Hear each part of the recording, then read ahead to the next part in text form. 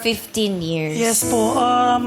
Blessed po tayo ni Lord. Masaya po ako na nandito po. Actually, nung kahapon po nung interview, ang dami po naming nag-audition. Tapos yung mga kasabayan ko po parang mas need nila po to. Kasi struggling pa rin po sila na breadwinner ngayon. Pero blessed po tayo ni Lord na ako po yung napili. Feeling ko po para magbigay po sana ng inspirasyon sa mga breadwinners na nandito or nanonood na yung struggle po hindi pang matagalan. Tama. Sa una lang po, mahirap. Lahat po ng bagay, mahirap sa una. Pero kung mahal mo po yung pamilya mo, mahal mo yung trabaho mo, panalangin sa Diyos, sipag at syaga, marami ka pong matutulungan at makakamit mo po yung mga bagay na gusto mo. Yung mga napundar po, to answer po the question, may sarili na po kaming sasakyan ngayon. I'm sure proud na proud si tatay. Tapos, sa Baguio po, uso po kasi ang transient po doon. Kasi mahal po ang hotel. May sarili na rin po kaming transient business. Wow, nakaka-proud ka naman, Alan. Grabe. Galing, ah. Ito, alam mo, ito yung inspirasyon na, kasi usually, minsan talaga yung mga breadwinners natin dito, minsan talaga parang asama na loob eh. Parang pagod. Parang nawawala na ng pag-asa, ubos. Oo. Para kay Alan, ano yung sikreto para maging isang successful na Matibay. breadwinner? Hindi ko po siya tinitingnan na responsibilidad.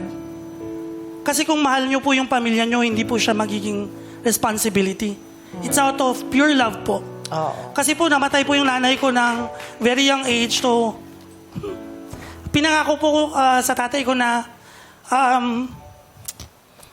Aalagaan mo siya. alagaan ko siya kasi hindi ko po yun nagawa sa nanay ko. Oh. Sana po nandito pa ngayon yung nanay ko kasi nakakapag-travel na kami ngayon. Nakakapunta kami sa mga bagay-bagay na gusto namin, unlike before. Dati po, pagkakain po kami sa mga sikat na restaurant, parang yung ine-endorse po ni Kim. Chowking. Yung ine-endorse po ni... Nagpaparinig ka ba kay Kim? Hindi, Walang chowking? Yung Sige. Bigyan ko kayo pang chowking yung mamaya. ine-endorse po ni Vice sa kanian. Dati po parang ang hirap po sa amin kumain sa ganong lugar. Pero ngayon po parang kaya na po namin kumain sa BGC, sa Wildflower. Nahigitan pa yung kanyang Opo, mga pangarap talaga. Kasi po, pag hindi ka po madamot sa mga tao, lalo na sa pamilya mo, mas marami pong blessings. Kasi pag close po yung kamay nyo, Ganda niya. wala pong darating na blessing. love Kasi that. wala eh. Pero pag inopen nyo po, bubuhos po lahat ng... Amen. Totoo yan. Amen.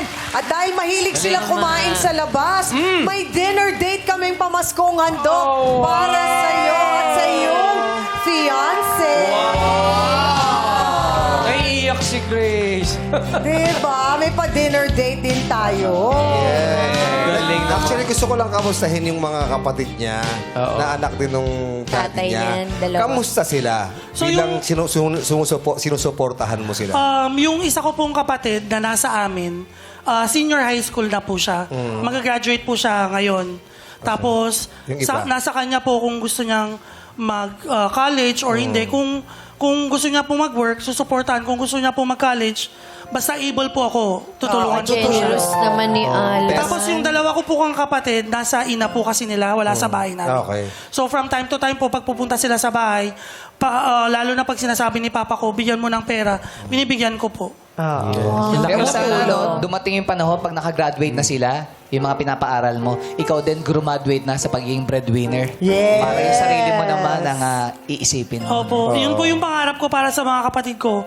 Para, yung pag nag-graduate sila, mag-work na sila para sa sarili nila, para maasikaso ko na rin po yung sarili ko. Kasi 15 years po, dati po malago po yung hair ko. Meron pa rin.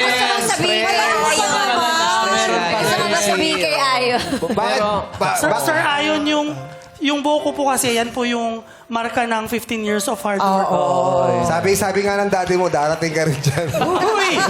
Si Daddy maaga rin nagtrabaho kasi. Hindi, ano lang to, kasi yun nga eh. Kumbaga, magiging successful talaga ang isang breadwinner kung magtutulong-tulungan. Yun ang importante, di ba? Eh, si tatay, tinutulungan ka ni tatay, hindi ba? Totoo. At may mga pets din siya na nagmamahal kay Alan. Yes po. Meron po Ilan kaming, ang iyong pets? Meron po kaming 5 Maltese, Wow. tas isang Oy. cat po.